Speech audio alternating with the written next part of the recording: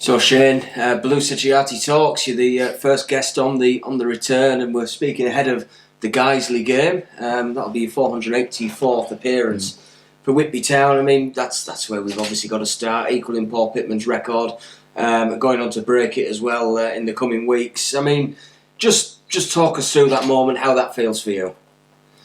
Yeah, it's a big moment. I think. I mean, I've just been looking at the board there, and obviously he's up there, and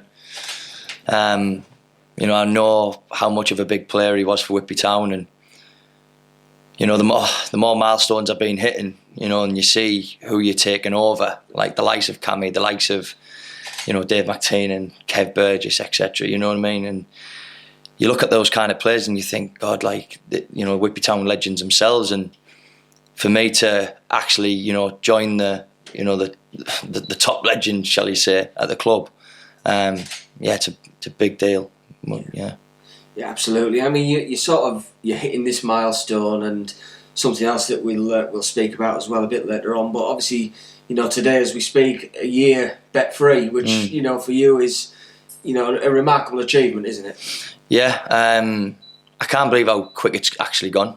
I was quite a little bit emotional this morning. I think it was a bit overwhelming. How this time last year, basically how my life totally changed, and it was something what I'd never think would happen, but it did, and I basically paid the consequences. I was very lucky. Something what I potentially could have lost my career for, and and I look back on it now, and I just think, was it all worth it? And and I look back and I look at it as a positive, really. Thankful for the FA to obviously pull me up on it, and a bit of a learning curve. But then to be in recovery and go down to Sporting Chance in January to take some time off football. I've learned so much in the last year, and some people say it's a good year, but some people might say it's a bad year. I think it's a little bit of both, because when you're in recovery, people think you're doing well, and you do, and you think that yourself. You don't realise how much you grow as a person. But there's a lot of ups and downs, and I've been able to keep strong about it, and that's why I'm here today, and obviously that's why I'm 1 year bet free, and obviously when I did go bet free and I did go into Sporting Chance, you learn about the full recovery, and obviously I'm 10 months sober as well. I went totally teetotal, just for the fact of not going into another addiction, because I know it can happen. I've lost family members through alcohol as well, so to pack the full lot in, and not have the urge to do it is unbelievable. But yeah, it's been some journey, and like I said, I think without this journey and without me being in recovery, I don't think I'd have got to this point where I'm today. I mean, that journey itself, Shane, must have some obviously some proud moments for yourself in there, but obviously some difficult ones as well. I mean, how has it been sort of balancing that kind of sort of the highs and the kind of lows in that time? Yeah, it was only the other day I was talking to someone from Lancaster. A Lancaster fan messaged me the other day, and we were talking about recovery, and and he said it is like a roller coaster. It is, but it was nice to see someone from the same league, obviously in this, being in the the same situation, and it was lovely. It was lovely to obviously get that kind of message, and it's them kind of messages what keep you going. I think obviously when you do go into Sporting Chance, it's like a reflection, because it's literally two houses in the middle of nowhere, with no accolades of wanting to do anything, and I think it was just a time to learn about yourself and reflect, and totally reflect on your whole life, and obviously getting things written down, going in workshops, building strong relationships with the people who you were in there with, and just getting each other through it. But yeah, it's just how when coming back to football. I mean, in my addiction, it was getting to the point where I was in games. I was thinking, oh, like how's that bet got on? How's that how's that horse bet got on? How's that? And I was just like, I just couldn't focus on the football, and obviously for me, what's never really bothered me was crowds, crowds behind, and obviously normally I'm now I'm in recovery, I can have a bit of crack again, but I was taking it far too personal, and it was getting to the point where I was just like, I was really anxious. I had all this stuff in my mind about my hearing, etc. My effort, the FA hearing, etc. And I had that in the back of my mind. And obviously, I was, before today, I was still betting as well. So yeah, it was just like a big fog cloud just in my head. So yeah, I mean, once I've gone into Sporting Chance and once I came back, my head just felt so clear. I mean, the first game against Morpeth, even though we got beat, it's just so nice to be back out there again and not being afraid anymore, not having that fear of stepping over the the white line and playing again. I could just play with no fear and enjoy my football again. And I think I'm at a stage now where instead of getting angry towards players, etc., I can just play with full calmness, and I think that's why we've got results in the last couple of weeks, because I've been able to be calm and try and calm the team down. And I'm not saying because we've won games because of me, but I think once I've been more calm, I've found it in my performances. Yeah. So yeah, it's just it is all positive, and it's like I said, I live in a program where it's just I take every day as it comes now, one day at a time. I don't look towards the future. My past's gone. All I can focus on is today, and just obviously we've got a game today which I love. I love playing. I love Saturday games at home especially. But yeah, in my recovery, I just take it one day at a time. Yeah, absolutely, and I guess for you as well, that the club being so supportive of that as well was a big thing in helping you to this stage. 100%. Lids knew from the get-go. Once the club got in touch with me, and yeah, Lids was fully supportive of the situation. G represent. Obviously G was there from the get-go as well. Supported me throughout, emails, texts, phone calls, and then obviously the help with the PFA as well. I mean, I'm so lucky that I have the PFA on my, because I always thought when I was at Middlesbrough, they said, oh, you have the PFA for life, and I used to think, well, when am I going to use them? And this came up, and there they were. And they got me onto the Sporting Chance programme, and but the club itself, like supporters, again speaking about it, I'm not afraid of speaking about it, and it might bore people, and that's fine. But if I can make people aware of it, it might just help someone else, and that's my aim. That's my main aim, basically. I know that there's a lot of people who have messaged who I wouldn't think would message, and they've messaged me about their addiction or their mental health, and it's a big thing for me, huge. And like I said, for me to be there to try and help, not give advice or anything like that, because I'm no doctor or anything like that. You know what I mean? But if I can give a little bit of advice and just show people what the program can do, then hopefully I can save someone else's life. Absolutely, Shane. It's been an incredible journey in that sense. So we're gonna go back to the beginning of your sort of footballing journey, your footballing career, and have a talk about that. It's been predominantly Whitby Town, but we'll go back to sort of Middlesbrough. Obviously, as a junior, you were a goalkeeper there. I mean, at what age was it? Obviously, you joined us, but what age was it you sort of got that bug for football and realised that actually I can do something here? Yeah, I think for me, I started at like 8-year-old, and where I lived in Thornbury in Middlesbrough, and we had a big field. We had a library there, and obviously we used to always spend out. Obviously, computers were just starting to come out, and we used to go in there. But then we would build our own goals out of planks of wood, and we used to get the scaffolding fences and put and stand them up with the big the stands, and then put one on top and build like a big box net.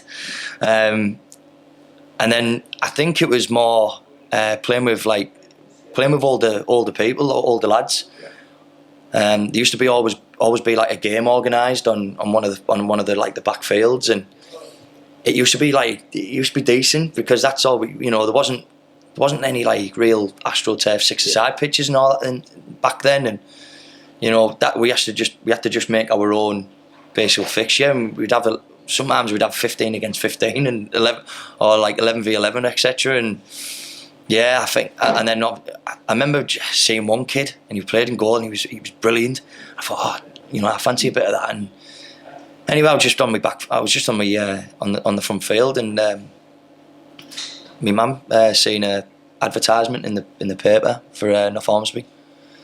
North Ormsby under 10s looking for players, and I went down. And it was down at the Old Vic at the time. Obviously they play at UCA school now, but it was the Old Vic, and I remember going down, and I went down as an outfielder, and I can't really remember going back obviously how good I actually was outfield, I don't know, but I remember the manager saying to me, "Oh, can you play in goal?" And I went in goal, and I just got the bug straight away. Me having an addictive personality anyway, I just got the bug straight away, and I remember get my first pair of boots, first pair of gloves. The club actually bought me a pair of gloves once I signed, and I got I remember just getting me kit, and I remember it was just a blue, all blue, black shorts, black socks, and it was like a turquoise. It was unbelievable kit, and I hung it up, and I just stared at it.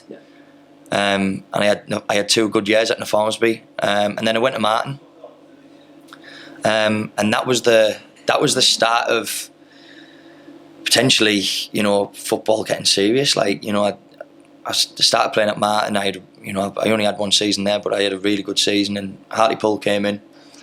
Went on trial at Hartlepool, and it was Terry, who was obviously assistant manager at Darlington. And I remember him stood there with the papers straight away to our granddad, and he was like, "Oh, we want to sign him. We want to," And my granddad went, "No, we're just going to wait." And I still kept playing games and whatever. And there was a coach called Simon Carson. It was absolutely brilliant with me. He was superb, and he was always getting me involved in training sessions, etc. Training with all the older lot. And then Middlesbrough came in. And I think it was Martin Carter or Ron Bourne. They asked me to play a game at the Riverside against the academy team. And it was just a bunch of some of my mates from Martin, other teams, Redcar, Norton and Stockton, etc. And I had an absolute blinder. I had an absolute worldie. And Martin Carter said, "Oh, look, we want you to come on trial." And I went on trial, and that was it. I was in. I got in. August 2007, going into under 13s, and then that was just when I absolutely loved it. Loved that atmosphere, loved the academy. I mean, it's a great academy to play for. And then again, just got me scholarship, and then from there. Before I got my scholarship though, I broke my metatarsal, fucking about, if I can say that. I was pissing about in the sports hall, and there was a game going on. I think the 18s or something like that were playing Carlisle, and obviously we were watching because we'd just been training. I remember me and a couple of my mates went into the big sports hall with the AstroTurf, and we were just taking pens, and I basically broke my metatarsal saving a pen, and I thought, well, that's it. What can I say? And I had to tell a little bit of a fib and say, I've done it in training, I think, or it's got worse. Anyway, when I got back, I was out for about 6-7 weeks. I got back, and it was getting to the time where people were getting a scholarship, and I was like, am I going to get one? So I had to work extremely hard. Played really well in games, I remember John Connaughton, my goalkeeper coach at the time, and he turned and obviously me and John were quite close, and he remember him whispering me, and he said, "You've got a 90% chance." Yeah. And I went into my meeting that night, and I got a scholarship, and then I had 2 great years there in the academy until I got released. But yeah, I mean to live that dream of playing from an academy full time was unbelievable. Yeah. Oh, brilliant. Obviously, in that sort of time at your scholarship at Middlesbrough, a couple of loans out. Obviously, Newton Aycliffe, you played a game there, and then obviously a loan spell with Gisborne and your first taste of Chardy as your manager. Yeah, going out of Newton Aycliffe, because I remember the Northern. I remember like hearing about the Northern League back in them days, and obviously how good of a league it was, and it was people like, obviously, you used to get the decent crowds. Obviously, you used to hear about Sinners. I remember there was a couple of like pre-season games where we'd play Sinners, and they'd bring a decent crowd. Obviously, we'd go to Sinners, and the crowd would be decent. But yeah, Newton Aycliffe at Bridlington Terriers away had an absolute stormer. Anyway, like I said, they only needed me for one game, but. I got man of the match that game, and that was my first taste of men's football. And then I went to Gisborne, and I met Chardy, and and I remember walking in. Remember walking in, and so I've gone in, and there's Gaz Wood on the medical bench, with his phone in his hand, listening to the horse racing. I was like, what is going on here? Because obviously I went to Newton Aycliffe and there was nothing like this. It was just like normal, and then Charlie pulls me out and he gives me the old shin, like gives me one of them. Like he used to put his head down and do that with his finger. And Whitley Bay where it was. And anyway, he pulled me out on the bench, and then all of a sudden the tactics board comes out. I'm thinking, freaking hell, tactics at this level.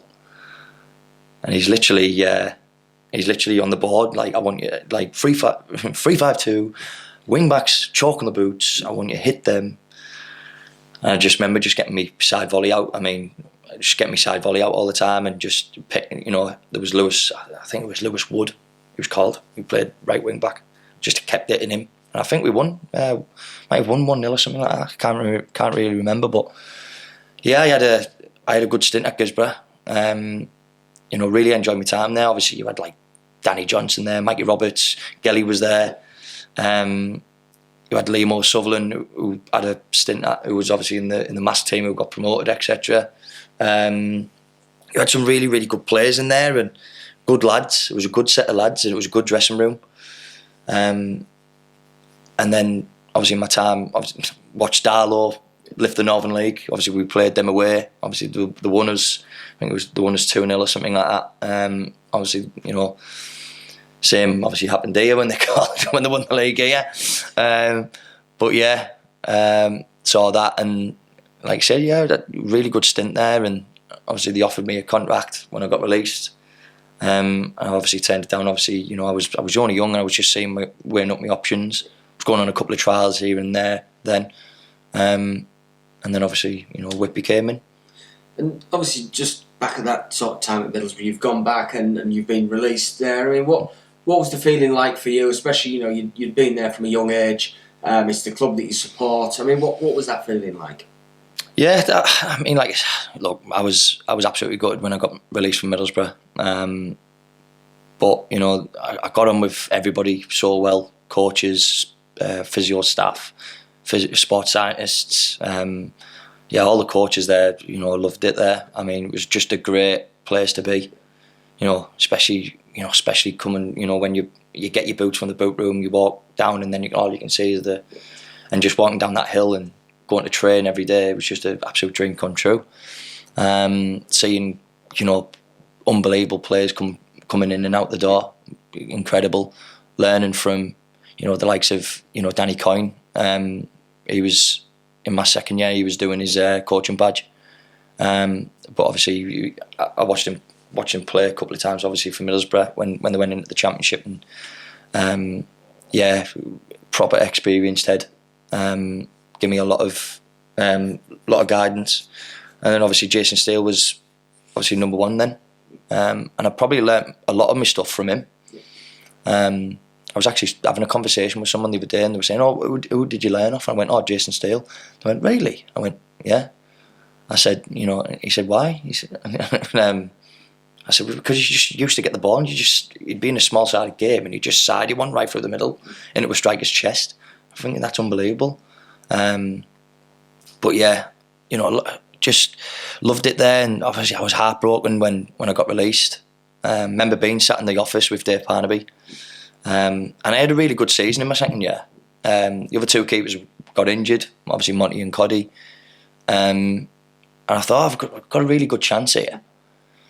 And I remember the Youth Cup was around the corner, and I thought I've got a chance of playing here.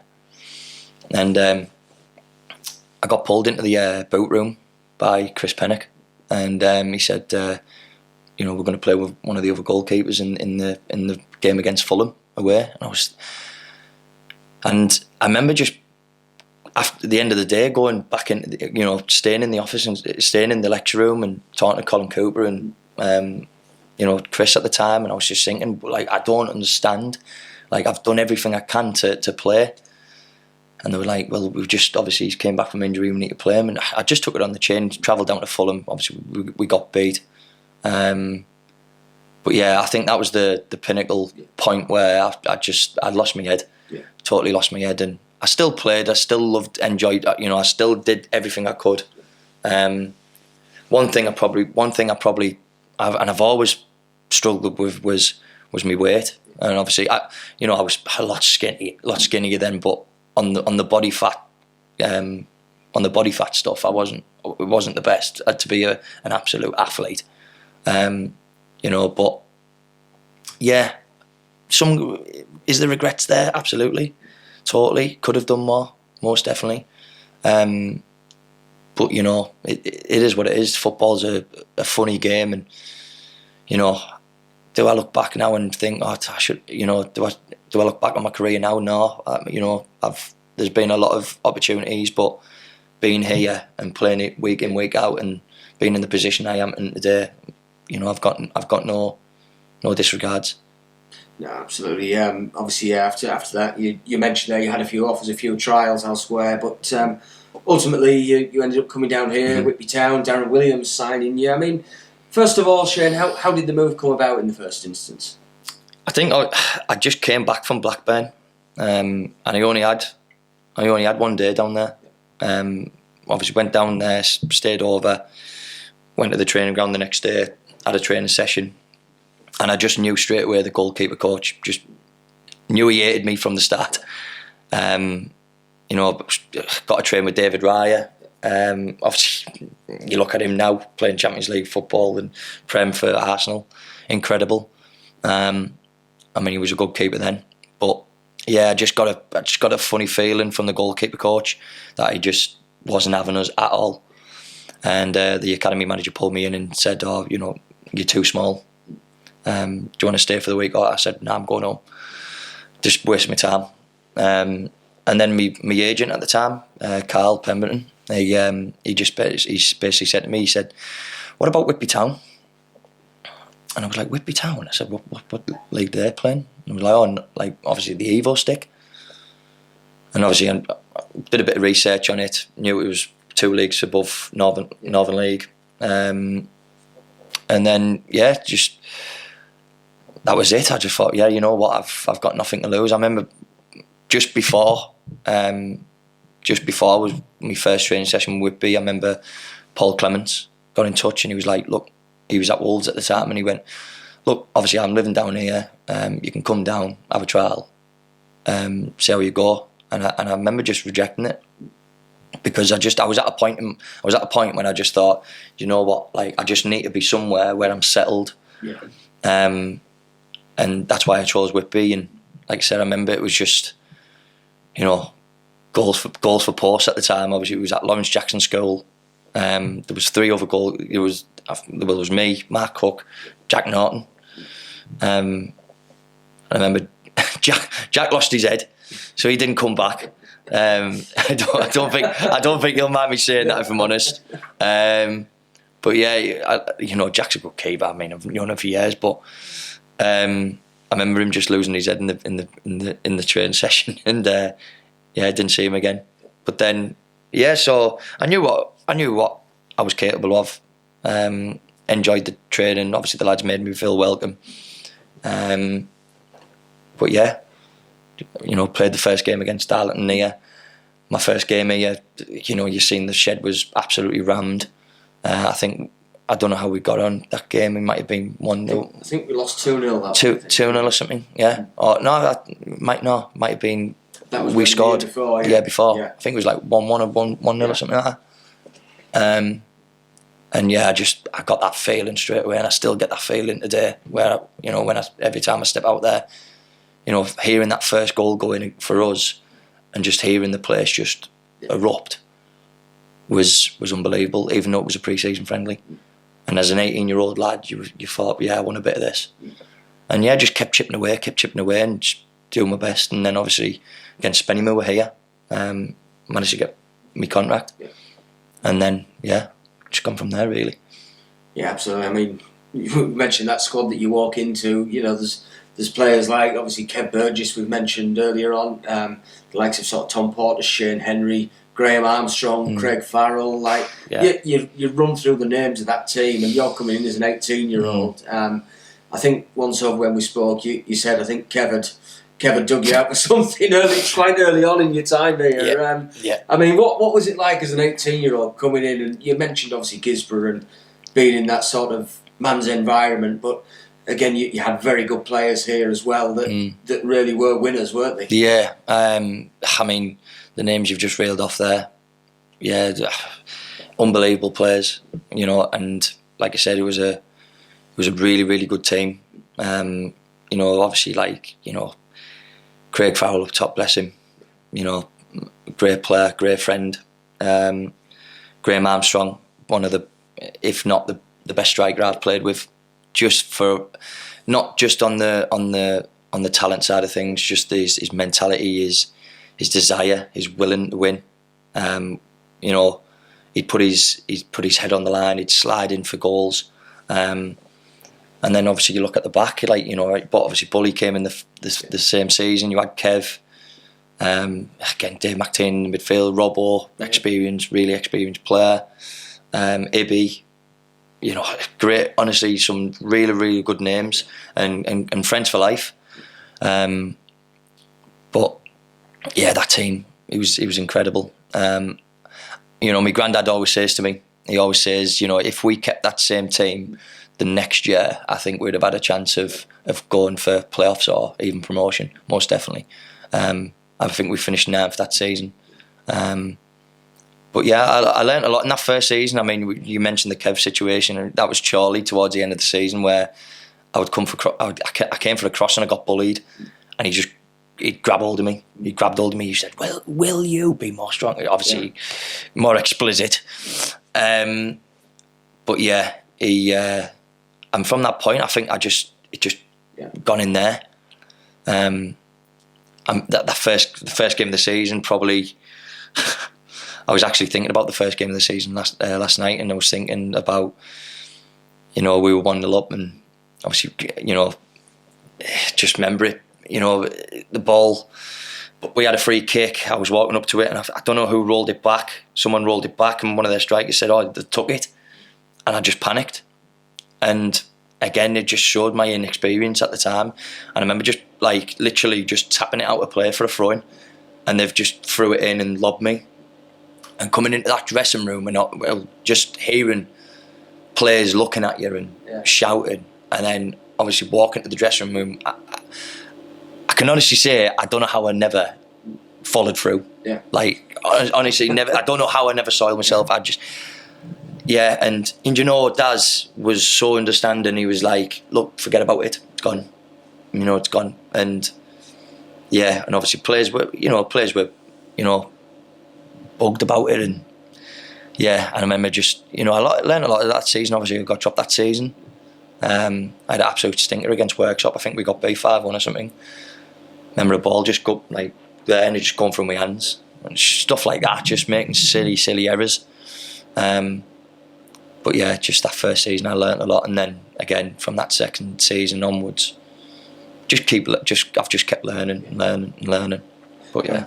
Yeah, I mean there was a lot sort of over. It was a very sort of, should we say, incident-packed season for yourself, Shane. In terms of you Mark Cook, you mentioned there, you were battling out early season, and it was, it was one of those. I think it was probably the Barwell game. He came off injured, and from there that sort of cemented you in the team, didn't it? Because you had a chance to prove yourself, and certainly did that. Yeah, I always felt that I'd get another chance. Yeah.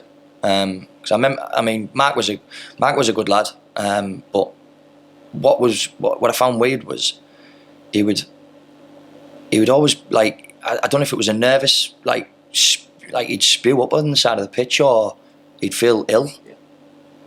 And I found it really concerning.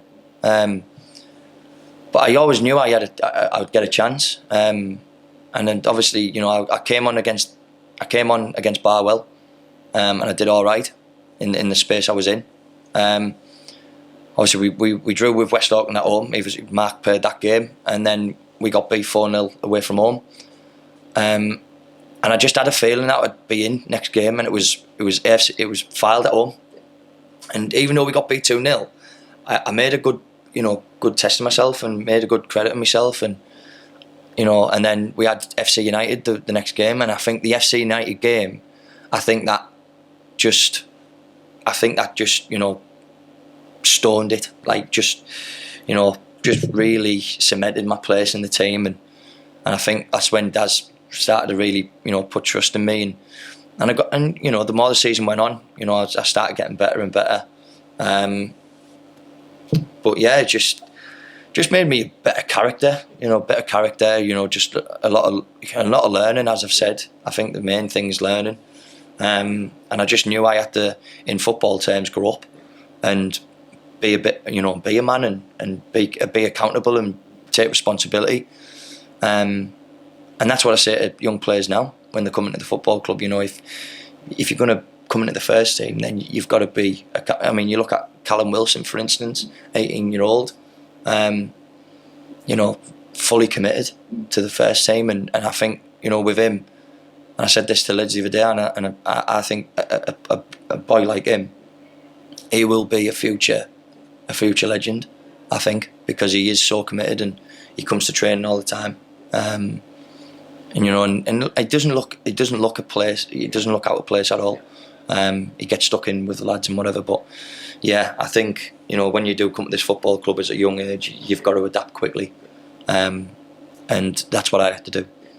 Absolutely. I mean, another high point for you in that season, getting representative honours with the England C team as part of the Northern League's 125th anniversary. There was 4 players from the club at that point. Obviously, a couple we mentioned, Tom Portis, Shane Henry, but also Lee Mason as well. That in itself must have been a hell of an honour for yourself. Yeah, it was actually a really good night. That just the fact of getting picked, and just, even though it probably meant, like I said, it was just a bit of an exhibition game, wasn't it? And but just the fact of being in that setup, being around FA coaches, obviously England coaches, obviously being around the England C manager at the time, and then going into the dressing room at Bishop Auckland. Obviously Bishop Auckland's pitch was a carpet then. Still is. But then obviously having all your England gear set out, and having your shirt hung up, etc. And actually just playing in an England kit. It was a massive honour. I think it was a massive honour for all 4 of us. I think a couple of the lads obviously started. Obviously I came on half time. I remember obviously it was the Blythe keeper at the time who started the game, and there was a lot of Blythe lads who started. Obviously you had Robbie Dale, etc. Dan Maguire up top, But yeah, I mean, I came on and obviously we got beat 2-0 in the end. But yeah, just to play in that game and just represent England was incredible. Yeah, really good night. Then obviously the back end of that season, it was something I sort of remembered and had to look back into. You'd agreed to potentially go over to America, hadn't you? Yeah. As Savannah Bees, as sort of a college scholarship. I mean, just looking back on that one, why do you think that one didn't work out? I think I was just, when I look back on it, do I regret it? Sometimes. Just the fact of, obviously, I always question what would my life be like now if I went over there. But I look back on it now, and obviously I've got my 2 kids. I've got a loving girlfriend now who supports me. And like I said, I wouldn't have been able to achieve these kind of things. Like I said, I do feel like life, it does take, it takes you on this journey. It takes you on this journey for a reason. I don't think anything happened. I don't think anything just happens. For me, it was just, I was 18-year-old. Well, 19. Sorry, I was 19-year-old. And I just felt, I was too young. I was far too, I was a little bit. I remember just being at home and just crying my eyes out because I was just like, I just burst out and I was just like, I don't want to do it. I think the education side of things as well, that was a little bit complicated. Obviously, I wasn't getting any support from the school. I couldn't find my exam things and tried to go to the school and whatever, and they were like, "Oh, you need to make an appointment, etc." And that, it was just all muddled up. You know what I mean? It just wasn't all straightforward because obviously, as a person, I was one of those people who just wanted everything to be straightforward. I just didn't realise like everything's got twists and turns. I was a young lad, and the opportunity would have been unbelievable. It really would have, but yeah, I don't really regret obviously going. Sometimes I question it, but I don't regret going because, like I said, I wouldn't have had the career I've had. So, yeah. Absolutely. I seem to remember sort of when you'd sort of become available again, and that wasn't happening. I remember Darren Williams being very sort of quick off the mark, trying to get you signed on. I mean, obviously I assumed there'd been interest from elsewhere as well at that point that you could have weighed up. I don't think there was. I really don't think there was. No. I think I just got straight. I think I got straight on the Daz again. And I just signed back on. Yeah. I don't think there was any great. No, I don't think there was. But yeah, just getting signed back on, and obviously, when it came back out, and obviously, fans were happy, etc. I was really pleased. I think it was just all about me just kicking on again, and just getting to know this football club more, and just playing more games for them. Yeah, I mean, you certainly sort of looked more of a settled goalkeeper in your second year. You were ever present, I think, in that season, and coming away with Sports Player of the Year and the Online Player of the Year as well. So I think that was sort of when everything sort of clicked into place properly, wasn't it? Yeah, definitely.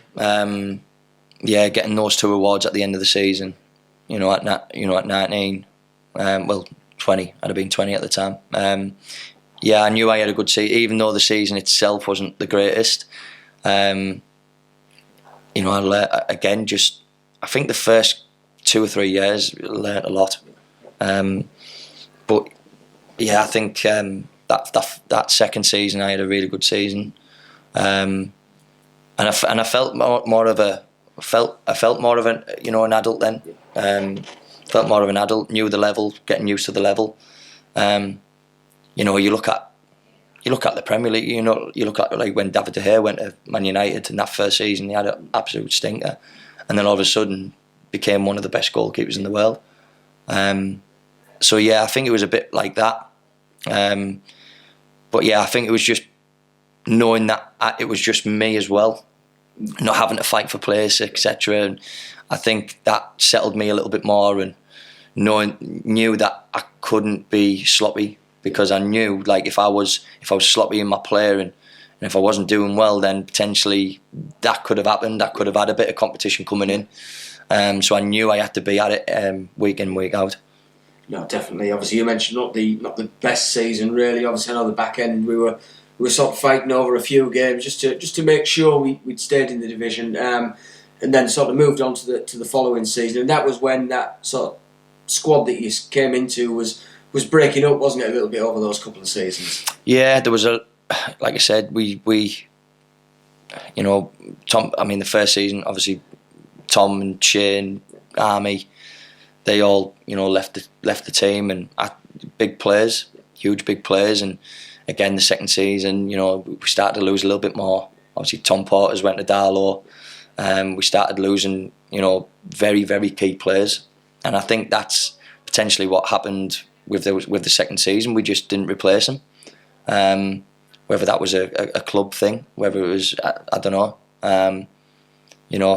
We brought players in, but obviously it was just one of those. I think that year we just didn't click. Yeah. There was good. We knew that there was good players in the dressing room still. We knew that, but yeah, I think it just didn't really click, and that's why we had the season we did. But yeah, it's like I said. I think I've learned more from relegation scraps than being up there. No. So I think that just make for me to know what it's like to be down there and be like that. What potential, what you need to be doing in this league. Absolutely. Yeah, we mentioned that 15-16 season. Obviously, I just remember that being a very frustrating early part of the season because we were in games for 70, 80, 85 minutes and then we'd concede in the 86th minute onwards, wouldn't we? And it kept building up to a point, didn't it, where you realise actually we're in a bit of a dogfight here. Yeah, the amount of games where we've been potentially 2-0 up, 3-0 up, and then it was literally once they got the first and second goal back, you just knew what was going to happen. You knew it was going to be 3-3 and then all of a sudden 4-3. Or there was so many games where potentially we would be 0-0 and we'd play so well, and there'd be games where you would just concede in 86 minutes and it was just a killer. Remember Hideaway when we turned up, we must have kicked off about like 12 o'clock at night, where we were in the lead and then end up just getting, I think it was 4-2 at the time. I think we got beat 4-2, and nights like that were just horrendous. But yes, it's just that's how. It's always been like that. It's always been like that at Whitby. It's never been the easy way. I think the more I play for the club, it's been teams have been more set. We've been more set. Teams have been more structured and more settled, etc. But obviously, I think back in them, it was just trying to get lads in and just try and help us stay up. Jamie Clark, for instance. 40-odd-year-old, straight in. Yeah. What a hero Jamie Clark was, by the way. A great player over the years. Yeah. But obviously with the early season form and the way it went, it was kind of your first experience of being at a club when the manager's sort of moved on. He's gone. I mean, what was that like? So obviously Darren brought you to the football club. Darren and Cammy as well. Obviously we can't forget Dave Campbell. I mean, what was it like seeing them depart? I mean, I was gutted because, it was just one of those, like, Darren's such a nice bloke, and Cammy was, and obviously you had Dennis there, and obviously Dennis stayed on. But it was devastating to see two blokes, who have tried the very hardest to, obviously it must have been hard for him because, again, as I said, trying to replace those kind of players from the first season in the second and third, it was tough, really, really tough, because they were really good players. And Whitby's a team where it's, more now, you do get lads from Newcastle, etc., or York way, Leeds way. We've been quite lucky to do that, but yeah, back then it was just because Whitby's out the way. It's the travel, etc., and what puts people off. So I did feel for Darren, most definitely. I felt for Cammy, because there were two great guys, and I know that they wanted to take the football club forward, and it wasn't meant to be. But you know, like I said, you know, that's football, isn't it? You know, if you're not, it's a results business, and if a team's not getting results, you know, I don't think there's been a time where it's like it's been wrong to obviously sack a manager or like a manager. You know, it's always been like managers resigning basically for their own will, and yeah, I think we weren't getting results at the end of the day, and nothing against Cammy and Daz. I think, you know, they thought it was the right thing to do, and that was it. You know, and then we had to move on quickly. Yeah, obviously that first game after the left Lee Bullock took charge, it was a 4-1 win over Mickle, and that sort of paved into Bully stepping into the assistant manager's role with Chris Hardy coming in. I mean, what did Chardy sort of change as he came in? I think it was just the same, because I think with Chardy he's always had the same philosophy, and I think he totally changed the formation. He got lads drilled in to play that formation because that was the only way he was going to play. And if you couldn't play that formation, potentially you weren't going to be here. Yeah. Obviously brought his own players in, which he trust. Obviously I knew a couple of them. You know, he brought a couple of players in, and yeah, I think his philosophy most definitely was, you know, the whole dynamic. He wanted a fit squad. Yeah. He didn't feel like the squad was fit enough. I remember just, you know, he wouldn't batter or grill the lads, but you know, he would do more that type of work. And again, I think you know, his job that season, obviously when he came in, was just standards. Yeah. Just getting he just lifted the standards right up, and of course he managed to keep us up. And again, obviously playing under Chardy, I knew what he was all about. I knew what he was all about, and you know, I knew that him coming into the football club would definitely push us on. He kept us up, and then I think, and obviously that pre-season was all about, you know, really again just drilling a little bit more into the lads, and again the fitness levels again just risen again. And then obviously, you know, we had a decent season that next one. Yeah, I mean that sort of season we stayed up with Chardy coming in. I mean, there was obviously, you know, there was a lot of frustration in that season, but there was some pretty good moments as well, wasn't some good matches. You know, I'm thinking about obviously going to Nantwich and getting a win, and Ryan Brobble scoring down there. I think obviously Colwyn Bay, when, you know, we had 50 odd people turn up on a Tuesday night down at Colwyn Bay just singing for 90 minutes, and we won 4-1. And then obviously, you know, Gelly's absolute thunder bastard to keep us up, basically. Yeah, Barwell. I think is the only way I could put it. I mean, there was some great moments, wasn't there, as well, in that? I mean, do you know what? I mean, I remember again though, like it just showed how thick I was into my addiction of betting, because I remember Colwyn Bay, and I remember we stopped off and I was straight into the bookies, and I think I won like 200 quid or something. Yeah. Just like, and then we won 4-1. I thought I'd like bonus, but yeah, like just that. When you think about Colwyn Bay, that was probably my main memory from it, going into the bookies. Yeah. But yeah, the win, obviously, you know, yeah, we took a decent crowd down there, didn't we? And you know, it was an absolute trek. I remember, you know, lads. I don't know, was Jamie Poole there? I think at the time, I think Pooley was. Pooley basically saying to the lads, "Have you got your passports?" Yeah. Because you know, we're going across the border here, we're going into Wales, you need your passports. Yeah, Barwell at home, Gelly, Gelly's Gelly, isn't he? Just ball was just there, just hits it and goes right in the top corner. And you're thinking, we're staying up, and you know, Nantwich again, Brian Bobble, what a player. God. Yeah, his goal dipped over the keeper. But yeah, a lot of good moments. When Chardy came in, and you could see again, as I've said, you could see, you know, we were gonna kick on with Chardy, most definitely. Yeah, and then we certainly did. Obviously, you spoke about his philosophy. He adopted that sort of 3-5-2 system with Carl Martin and Dan McWilliams either side as the sort of wing backs. But like you say, just the fitness levels of that team. You know, the previous season we were conceding 86th minute onwards. That season we couldn't stop scoring the 86th minute onwards, could we? No. Yeah, that's one thing I always say about that season.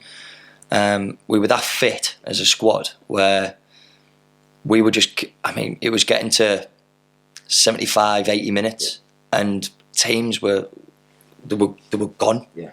And when you've got them two just bombing down the line, when you've got especially Cal Martin, you know, when he's just bombing down the line, overlapping people still, and they just can't, you know, and then you were just winning games in them sort of minutes. You know, we were just battering teams due to the fitness. You know, maybe when scoring a lot of goals, but yeah, just fitness wise, we were above anybody else in that league that season. You know, and then obviously, you know, we found ourselves top of the league, dizzy heights. You know what I mean? And just because of the work we put in, and we had a really good squad, and it just showed how good of a manager Chardy was, because, you know, lads who were playing two levels below were playing this level with ease, you know, and good enough for the level. And you had some really good teams in there. You know, you had Blythe still in there. You had FC in there still. FC might have gone up. I don't know. I'm not too sure. FC might have gone up actually. But yeah, still good teams. We were just dominant. You know, you were just dominating games due to fitness. But yeah, it was a good season. I mean, you talk about the wing backs, but you talk about Dale. I mean, Dale Upson that season. I don't think I've seen a single player like that. Carried us. Yeah. Really carried us, because he was just a magician, wasn't he? I mean, some of the stuff he would do, some of the goals he'd score. I would watch, you know, before we played Hennisford on the Tuesday night. I actually watched back on the game when we won 1-0 at home, and Dale Hobson's goal. Yeah. You know, bobbly pitch, and he's just placed it into the top corner like it was nothing. I remember his goal against Corby. You know, keeper was about 6'9", and he's just on the edge of the 18-yard box, and he's just lifted it over, and I'm thinking, like, how has he done that? But no, Dale was a quality player, really. You know, like I said, without him in the squad, I don't think we'd have been anywhere near. It was just a shame that we just couldn't get over the line and get into them playoffs that season. I think we just had after January, we had a really bad spell, didn't we? And then we started picking up again, and I think it was just a little bit too late then. We had a couple of draws, and we drew with Warrington Town 2-2. We'd have won that game, we'd have been in the playoffs. So yeah, but great, you know, unbelievable season. Yeah, definitely, and it was topped off nicely as well, wasn't it? Obviously, playing at Riverside Stadium against Pickering Town in the Senior Cup final. I mean, just that Senior Cup run on its own, it felt like it. Obviously, because we beat York City, hadn't we? York had brought a strong team down here, and we beat them 3-1. Then we beat Middlesbrough's under-23s with, you know, the likes of Junior Mondal, Brad Fewster, you know, really, really good players in that Middlesbrough team there. I mean, I remember that semi-final. It was randomly a Thursday night, but I mean, that was absolutely electric out there, wasn't it? You know, the fans still in there 10, 15 minutes after singing all the way through. Looked at that one the other day, most definitely. I'm one of them, mate. I always love looking back on games. I love it. And again, you know, I actually seen Luke Barberway at the fireworks the other night. But his hat-trick was unbelievable against Borough. And I just loved when Luke scored, he would just show nothing. He'd just walk off. He'd just walk off, or he'd put his hand up. Wouldn't really celebrate. He'd just, you know, he'd have his gloves on. Gloves on. And just thought he was Mitrovic or something. He loved a short back pass to you as well, didn't he? Oh, killed me. Yeah, so there'd be times where I'd point and I'd say, just put it here, and he would put it right across the goal.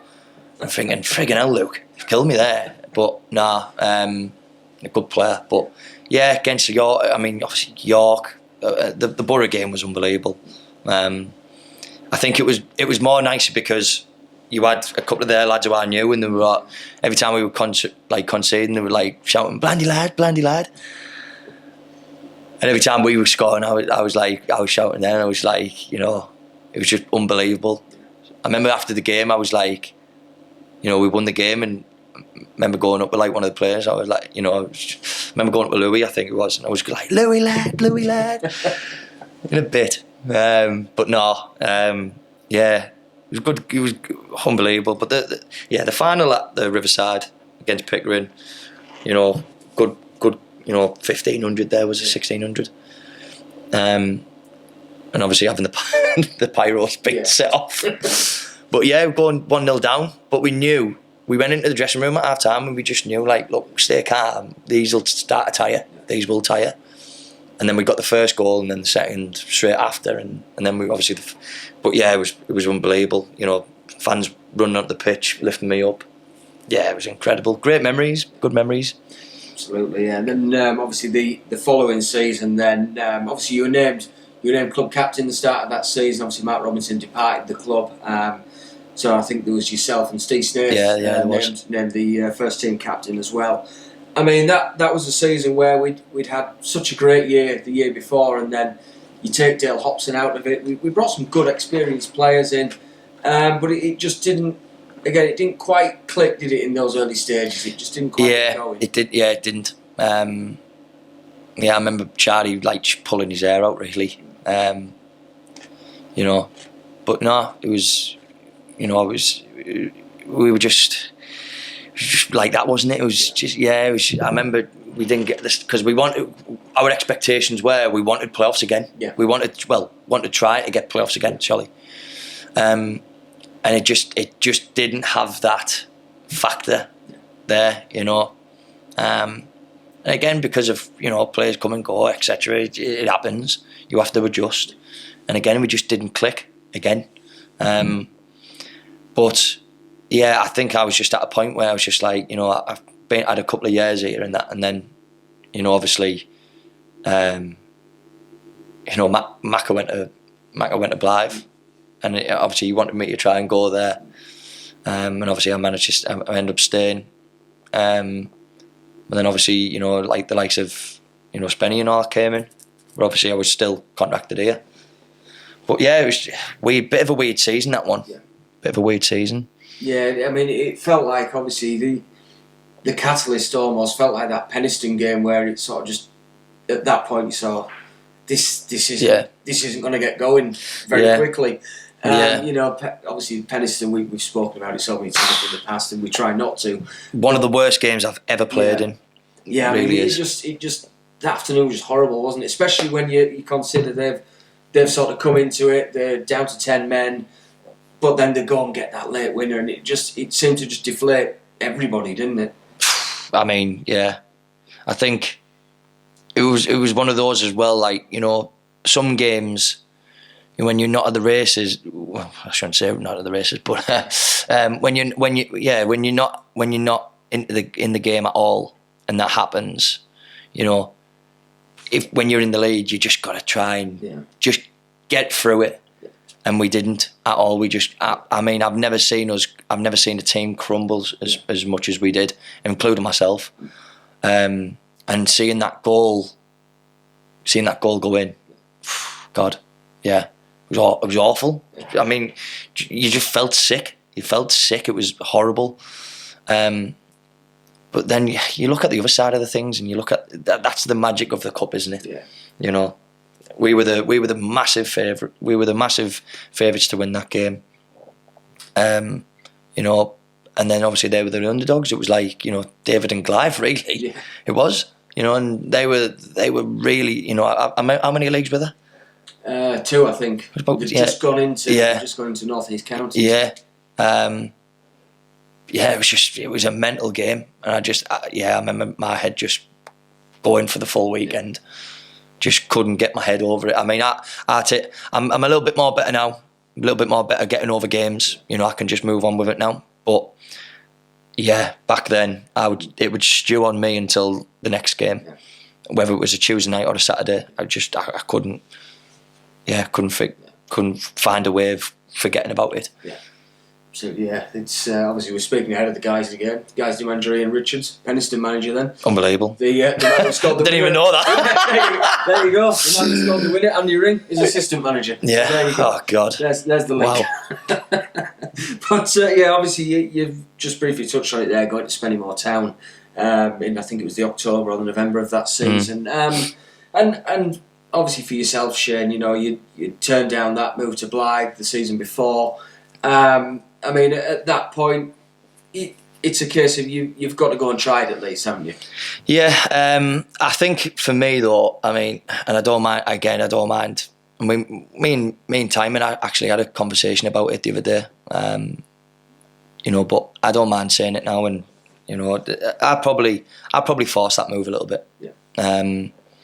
Obviously, I was 22 or something like that, 23. And I did want to try. I did want to try another club. I knew that there was a couple of teams, who came in. Obviously, I spoke to Darlow as well. Spoke to Tommy Wright. He was interested. Obviously, Jason Lindsay, had a conversation with me, etc.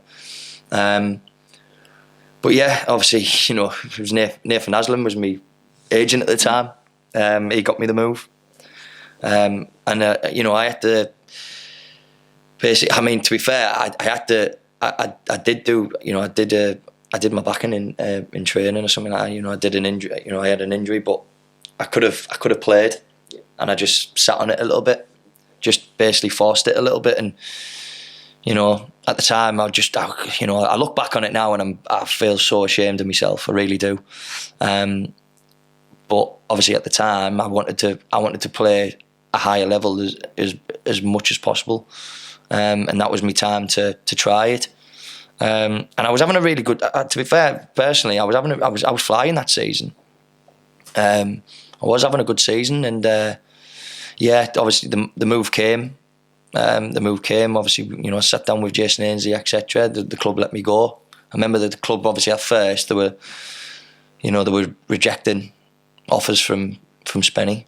I think it was about 6 or 7 grand. Obviously, I think Whitby wanted 10 or something like that, and Spenny were coming in with 7 after all the money that they've got with the owner, etc. And I think it got agreed at like 6 or 7. And obviously, I went there, and don't get me wrong, like Spennymoor were really, really good club. Really, I mean, when they were in our league at the time, and going to their ground's unbelievable.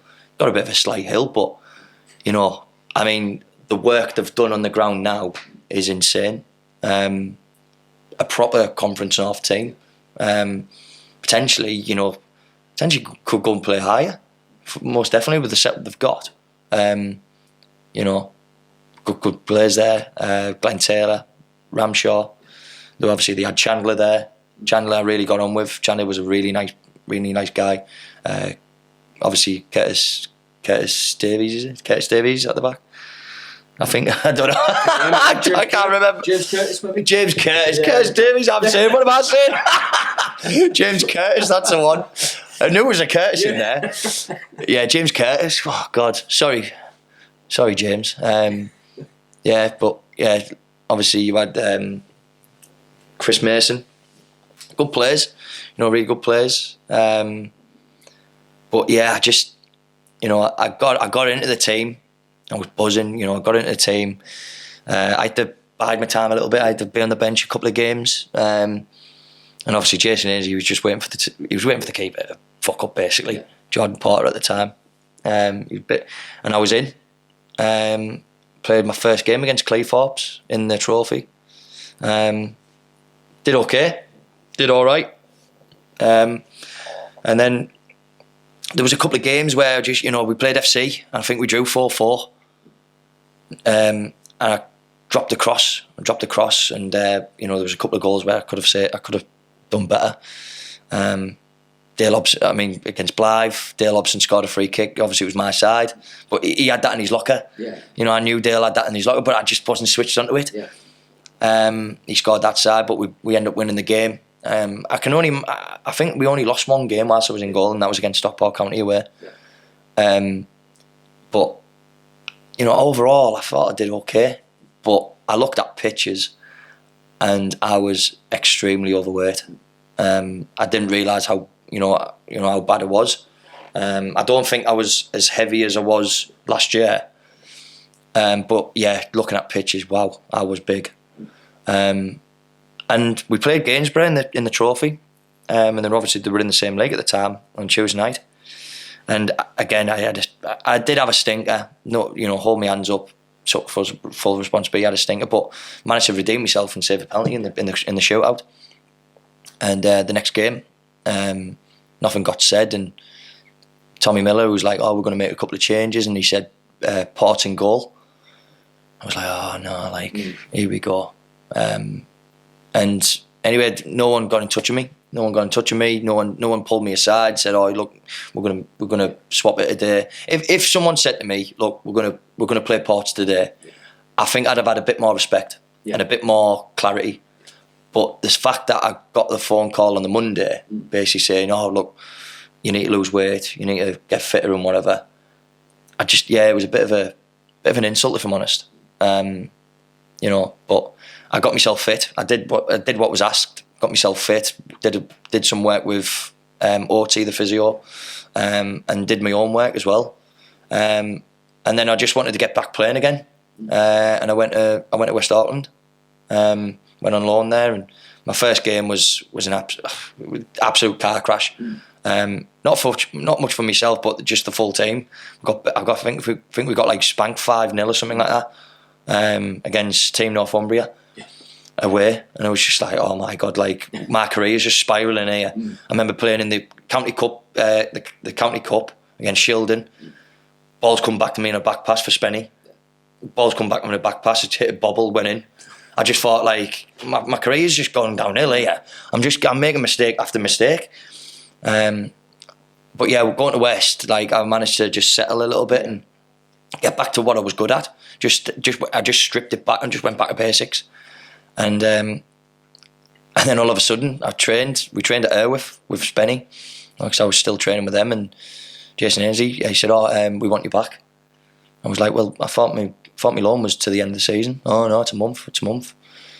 I said, well, I want to play until the end of the season, And I know exactly what happened. Ports probably had a stinker. He wanted Dan Lowson to play in goal and then maybe on the bench. Yeah. I knew it was going to happen, and I wasn't determined to go through that. So obviously Gary Forrest, fairly wealthy bloke, if I'm honest. He bought me out my contract. Gave me the same money I was on at Spenny. Happy days. And he looked after me. Gary really looked after me. He was very old school. I mean, the training was brutal. I mean, the training was you were at the Durham. You were playing at Durham's ground on the Astro, and anyway, you would go on a 2-mile run before you train, and it was brutal. And then obviously you'd have to train afterwards, and I'm not the best of runners. I'm not a great runner at all. I don't do long runs. I don't mind sprints or whatever. Don't mind doing it like intervals, etc. But long distance running, I am just not built for it. But yeah, I remember doing that, and obviously Craig Turns was a goalkeeper coach at the time. Great guy. I mean, probably one of my best goalkeeper coaches in non-league, most definitely. Obviously we have Vinci now, who's unbelievable with me, not just on the pitch but off the pitch as well. The mental side of things, he really helps me. Really, But Turnsy, just his sessions, etc. Really good goalkeeper coach. Obviously he's at Middlesbrough Ladies now, Craig Turns, and great guy. Again, he a lot of goalkeeping wisdom. Knew the game. But yeah, my time at West Auckland, loved it. Absolutely loved it, especially when Aki came in. Obviously, ex-Darlow assistant manager with Matt. He was brilliant. Brilliant with the lads. Got his arm around people. Showed them a bit of respect. Had a bit of crack. And yeah, when I went with that full set, obviously we had a good run in the Vase quarter final. The team who we got knocked out by won the Vase. And our man and Gary always said, like, whoever wins the next, just keep winning games. You'll get there. I mean, when we played we played Sunderland RCA, we were a decent team then, Hebben, and we said, look, if you get through to this, you will go on. And you know, but obviously Chertsey stopped us. They were a good side, Southern team, really, really organised. But yeah, I just felt like, you know, and then obviously Chardy, he knew I wanted to come back. Yeah. And yeah, from there, yeah, I just knew I wanted to come back home. Really, yeah, most definitely. Definitely. Obviously, 2019, you re-signed for Whitby. Obviously, Chris Hardy, as you mentioned, and came into a side that again was another good side. You know, fighting for the playoffs, a good FA Cup run that year, and it was a bit of heartbreak really at the end of that to lose at Stourbridge. But just going to have a look at that. Obviously, when you've just come back to Whitby, that FA Cup run. I mean, there's only one game you can really pick out of that one, isn't there? And that's Gloucester. You know, we have the sucker punch in the 95th minute here. There's Chardy, there's a photo of him stressed out in the club shop, ready to do the interview, and then we go there on the Monday. I mean, that was an incredible sort of 48, 72 hours, wasn't it? You couldn't write it. I mean, every time I go into the club, you know, into the bar, you know, it's obviously we've got a frame there, the team from what played. I always look at that team and I look at the names and look how I know there's a saying, down to the bare bones. We were down to the marrow, bone marrow. Yeah, it was devastating for when they equalised, because we thought we were over the line. It was a great crowd, unbelievable crowd, and then having to go down there on a Monday night. And I remember Chardy, we used to obviously stop off Tesco in Wetherby, and I remember him he got us all off the bus, and he was like, "I'm going to name the team now, so you have it in your minds." And he named the team there and then, and Kaiser was up top. And we all got on the bus and we were like, freaking Kaiser up top, unbelievable. Like, obviously we had a decent back line, but then obviously, you know, likes of, you know, obviously I'd probably stay, we still had a decent team out. I mean, I remember getting on the bus and he named the team and I thought, you know what, I fancy us tonight. But that was the one, Kaiser up top. And then he goes and scores 2. But I mean, what a night! It was unbelievable. I mean, you know, there's still a video where there's a bloke. Obviously, he was like I think he was like a ground blogger. And I remember him at the start of the video, and he's like, you know, two goalkeepers on the bench, one playing as an outfield player. Whitby down to the bare bones. I can see a comfortable win. I can see a comfortable 4-0 Gloucester win. And I look back on that video, and he says at the end, he's like, "Well, I wasn't expecting that." It just showed how close we were as a group. We had a really knit tight group that year, and we did the impossible. And I think that just made it even more special. You know, I think came up with my memories on Facebook the other day. Obviously, the video I made with us all in the changing rooms. Bradley Mills in his jocks. and he just like screams, and he's just got his jocks on, and he's just like, "Fucking get in there!" But yeah, I mean, Dicko having to come on outfield, unbelievable. Got to come top. Well, it's literally there. As we look at it, the tweet from that night, 14 fit players, 3 of those goalkeepers, centre half up front, he scored 2, keeper finishing up front and his chin wasn't offside miraculously, yet we're through. Oh, you know? Dicko. No, but yeah, great memory, and it was just heartbreaking, obviously, not to get to the first qualifying round, you know, because again, we obviously it was the other way around. When we played Stourbridge, they scored and I thought, well, that's it. I think I'd have probably took that, you know. I'd have probably, if we got beat 1-0, I mean, it'd have been heartbreaking, but at least, we scored the equaliser. I mean, this place was bouncing. Probably more bouncing than it was when we played Chelmsford. It was, I mean, the full ground was heaving. But yeah, going down there on a Tuesday, was it Monday or Tuesday? Tuesday, wasn't it? Monday night. Yeah. And we were so comfortable. We had some chances. We went 2-0 in, 2-0 up half time. Missed a penalty. Could have been curtains. And I remember, obviously Luke. I remember their first goal. I think it was their first goal. Luke Benbow, wasn't it? I think. Yeah, ball's gone out. Oh, they scored. They scored, and I think it was the second, maybe the second, where that we've got it cleared. It's gone to the edge of the box, and I'm saying to everyone, get out, and like Luke Bavoway's just walked out, and it's hit Luke, and I've dived one way, and it's hit Luke, and it's gone the other way, and I'm thinking, but I remember coming to the dressing room that night, and I was disheartened. Other lads, to be fair, was like, cracked on as normal, like, you know what I mean. But for me, I knew I was that close, and obviously because I was probably one of the players who had been here a long time, I really wanted this club to get the first round. I was devastated. I had my shirt over my face. I would cry my eyes out, and I never cry at football. I did that night, but yeah, friggin' hell. But then I just thought, when am I ever going to get another chance at doing that? Yeah. And look what happened 2 years ago. We will come on to it, yeah, of course. But obviously that season, Whitby went well, didn't they? Yeah.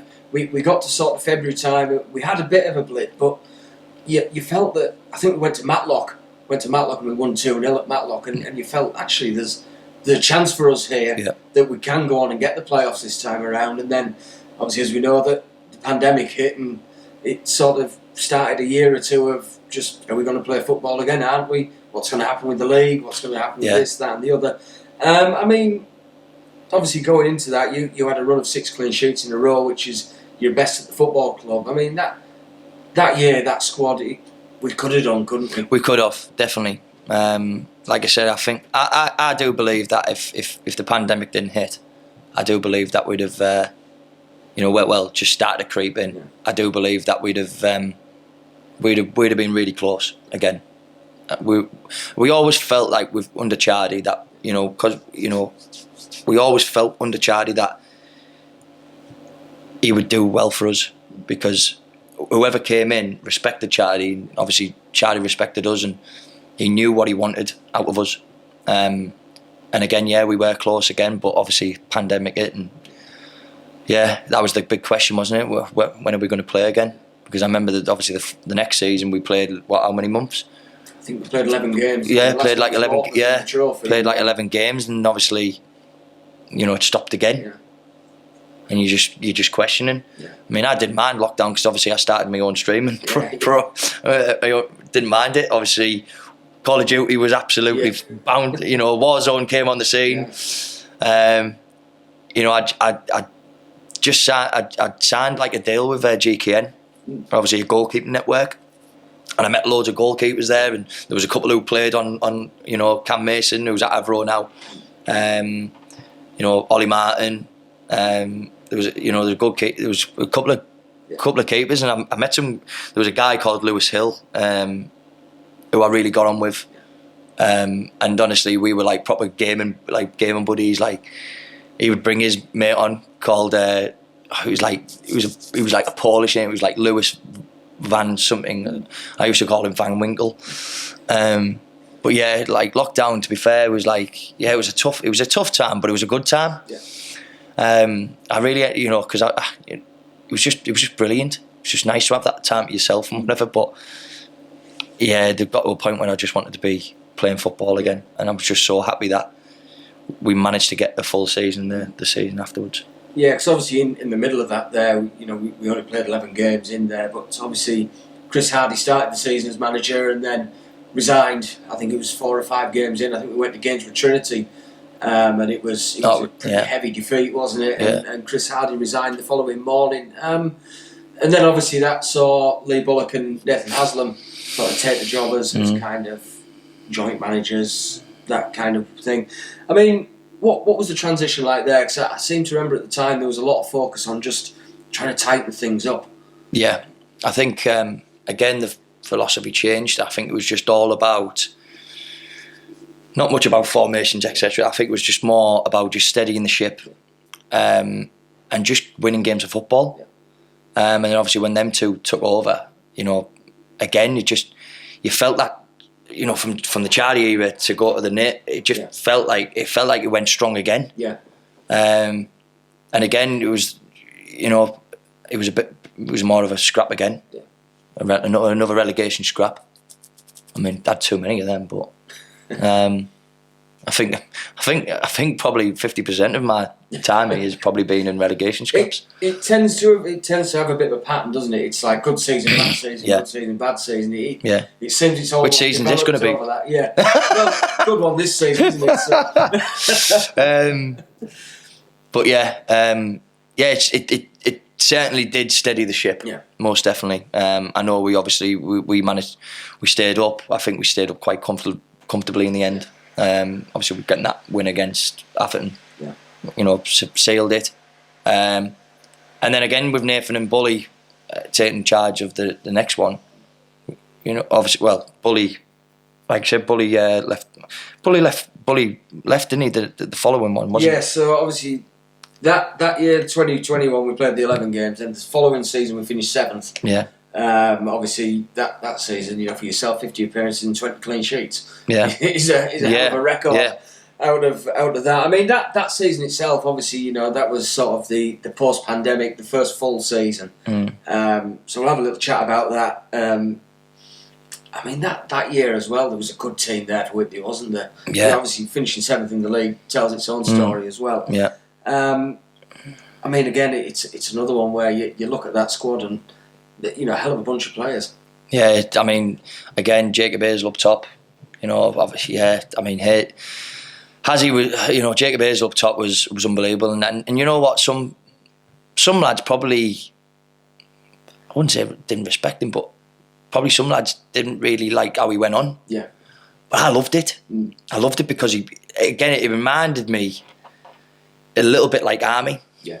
A little bit like Army, and you know, he demanded the ball, and you know, again, he scored a lot of goals. You know, yeah, some of them were tap-ins. You know, some of them were absolute worldies. I think he scored more worldies than yeah, tap-ins. definitely. The closer he got the goal, the probably that's true. That's true, actually. Yeah, scored more worldies and then the tap-ins. Yeah. he wouldn't score, but yeah, again another season where it was just a shame that we couldn't, you know, push on. I think it was the Scarborough game, wasn't it? What really put a downer on it. Yeah. Obviously getting beat there, and you know, I mean, they went on an unbelievable run that year. You know, again, I don't think I've seen a team to be on the verge of sacking the manager which we pretty much nearly ensured, didn't we? Yeah, 3-0 win. Yeah, to then all of a sudden go on a mad run to get into the playoffs and then get promoted. And that's our league in a nutshell. Yeah. It's our league in a nutshell. It's so unique because again, you can be down there, you can get a couple of wins on the trot, and you're up there. You know, we're in a situation now, aren't we, where it's, you know, if we get one defeat, we go about 7 places down, but then all of a sudden, like, potentially you win, you can go into them playoffs. But yeah, another great season, good players.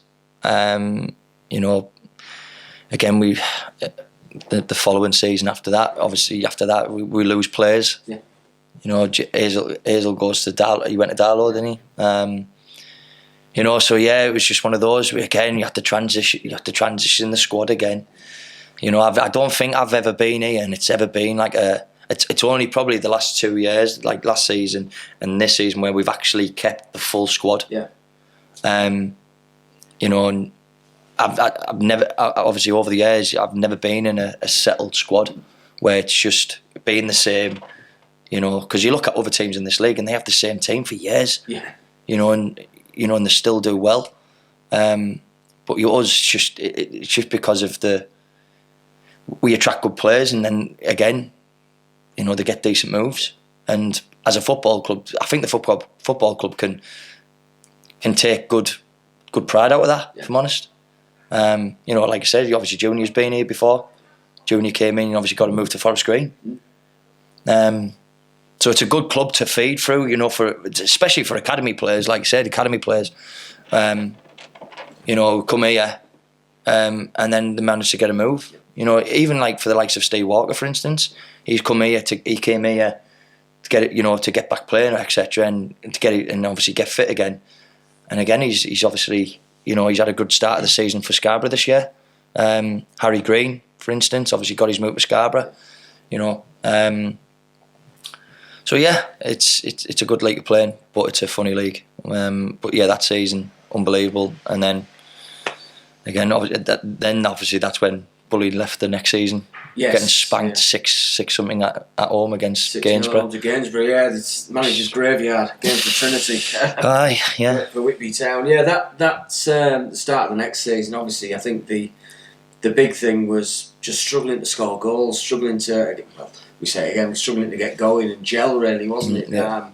You know, we had a really good performance at Mask where we should have won the game. I know you made a hell of a save from Adam Boyes late in that game, but you look across the face of it, you know, Hazzy's had a couple of chances, we've had 3 or 4 decent chances, and it just felt at that point, obviously we went into it, Gainsborough, we're going 2-0 down at half time. I mean, what are your memories of that Gainsborough game? So we went in 2-0 down at half time, 30 seconds into the half, we're 3-0 down, and then Bullies turned around and says, "That's me, lads."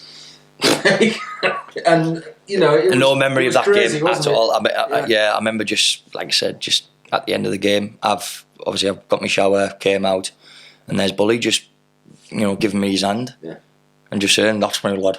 I'm off. I've had enough." And I remember just Nathan standing there, and he was just like, you know, you could say he was gutted as well. But again, that season, you know, we've had to show character, and again, it wasn't a great season, but you know, we managed to stay up. And then obviously, I think that's when obviously Nathan, you know, rebuilt again.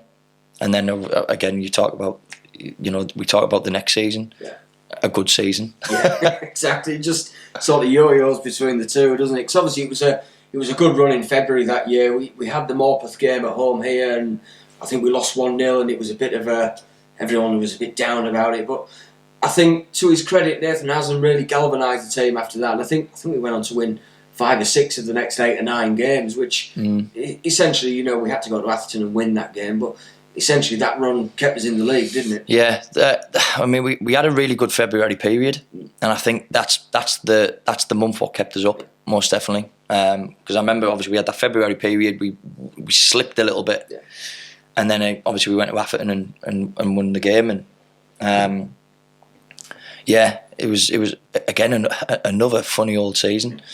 But yeah, it's just, I think when I look over the years and you look at this, you know, whoever's been in charge or been in the team, what I like about this club is, you know, fans will get behind you.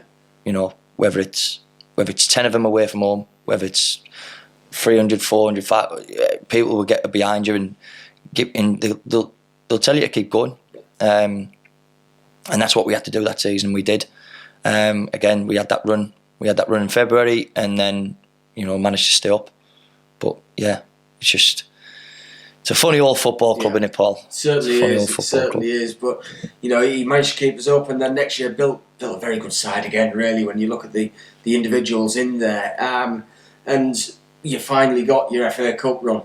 You know, the first time the club had done it for 20 years. We drew it down at Chelmsford after being 2-0 up, which was, you think, are we going to do it? But we got them here Tuesday night. The place was rocking. You know, the shed was bouncing. Everyone was just so up for that game, weren't they, to get us through the first round? I knew, because I remember Junior having a spat with the gaffer after that game, after we were 2-0 up. But I did say in the dressing room, I said, look, they have to travel to us on a Tuesday night. You know, they're not staying over or anything like that. They have to travel to us on the day. And I fancy us. And I did. I went into that game so confident. Like I say, like, what a start we had. But I just felt that, you know, I thought we dominated the game at their place, most definitely. And again, they just came on strong, second half. You know, that was literally it. Not any fault of our own. We were holding on, but you were playing a team one league above you. But I just felt like, you know, when they come, you know, I knew the place was going to be rocking here, and they had to travel down on the same day. I just knew that we were going to come out of that game. You know, it wasn't like Stourbridge where I thought, oh, we've got to go there. It's a tough place to go to. We were on our own turf and knew that the place was going to be bouncing, and they got us over that line most definitely. The fans that night were incredible, superb. You know, that just to see people running onto the pitch, I remember just breaking down in tears because I knew that I never thought I'd get another chance at going to the FA Cup first round, and you know, having that opportunity was incredible, and just seeing all the fans and you know, seeing all the dressing room afterwards, you know, everything about it, just incredible. I mean, it's up there with Gloucester, most definitely. It's definitely up there with Gloucester. I think Gloucester was more of a bit more of a comedy, really. Yeah.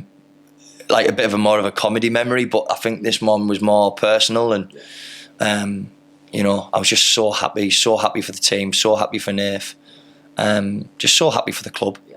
You know, not to do that in 23 years, unbelievable. Yeah, absolutely. And then obviously, probably a little bit more disappointing that we didn't finish higher in the division that year with the players that we had. Would you say, Shane? Because you know, we had a really good squad there, but it just the second half of the season didn't quite match. It felt almost like a hangover from the first half of the season. Yeah, I think that, you know, and that's what you probably see in FA Cup runs. I mean, I know Gainsborough last year obviously got the second round, and you know, they kicked on from that. I think with the FA Cup or any cup competition, you know, whether it's, you know, if you go on a decent run, I do feel that it can either kick you on, or it can just ruin your season at the same time. And with us, I do feel that, you know, the FA Cup, we just, again, because we had so many games to catch up on, I think it just just knocked us out of sync. But yeah, I think it was just it was disappointing. It really was. But you know, hey ho, I think the main point was we got the FA Cup first round. Yeah. And absolutely. You know, even though we finished mid-table or something like that, I don't think anyone would have been bothered. Yeah, if I'm honest, because they've had that FA Cup run, they've had that chance to experience that. You know, when do you ever? You know, it's not unless you're Gainsborough, who've done it twice in a row. Yeah. Brilliant for them. What's the game the other night? Incredible. But yeah, that could be a once in a lifetime thing. What you see. No, so absolutely. Obviously finished on a high note as well. Another win at the Riverside Stadium. 5-1 over Borough Rangers there, and then the following year, Shane, testimonial for yourself, and obviously we're speaking about the honour today of matching Paul Pittman. I mean, how's that for an honour as well? Obviously, you're the first player to have a testimonial since Paul Pittman. Yeah, it was a great night. It was a great night because, you know, I mean, I was going on holiday the next day, so it was a good chance to get. But no, testimonial. Yeah, excellent. It was just great to share that moment with the lads who were in the club. You know, I know Nathan worked hard to obviously get me that testimonial as well, and then obviously the club putting it on for me. You know, great. Obviously, it was brilliant that it was against York. They brought the full first team, which was brilliant. You know, so yeah, it was a proper game. It was a good crowd, excellent crowd. But yeah, it was just nice to get that recognition and walk out, you know, obviously all the lads clapping. But yeah, really, just I've had so many good memories with this club, Paul, and you know, and long may it continue. And again today, it's going to be a lovely day. You know, it's a shame that my kids aren't here today, unfortunately. But that's another story. But you know, like I said, I'd have loved my kids to walk out with me today, but. You know, hey ho, that's life. It'll still be a memorable day. Obviously, I've my girlfriend's here. I've got my girlfriend here, and a special mention to my granddad. Yeah. My granddad has, my granddad's been with me since I started. Yeah. And my granddad is, he's been like a second dad to me. Yeah. He supported me throughout. Obviously I don't drive. He's took me everywhere. Took me to every game. Mostly took me to every game, every training sessions when I was obviously at the academy. And just seeing him on the sideline, I know that'll be making him proud. Yeah. And I know that he'll feel the warmth inside as well, because there's nothing better when you look at him on the sideline when you come off and you've won or you've had a good game, and he's very transparent with me. He'll tell me if I've had a bad game, a good game, but so supportive. Yeah. So supportive, and I'm so thankful that he's been in my life and he's been able to be on my journey. Like I said, it's not just me who's just done the journey. We've done it together. Yeah. And I'm so happy that he'll be here today and he'll see me, walking out and breaking a record. No, absolutely, Shane. And just a final question. Then you spent all this time with your granddad, obviously at the football club. Your 2 children have been born while you've been at the football club as well. I mean, what does Whitby Town mean to you? It's my life. It has been my life for the last 11, 12 years.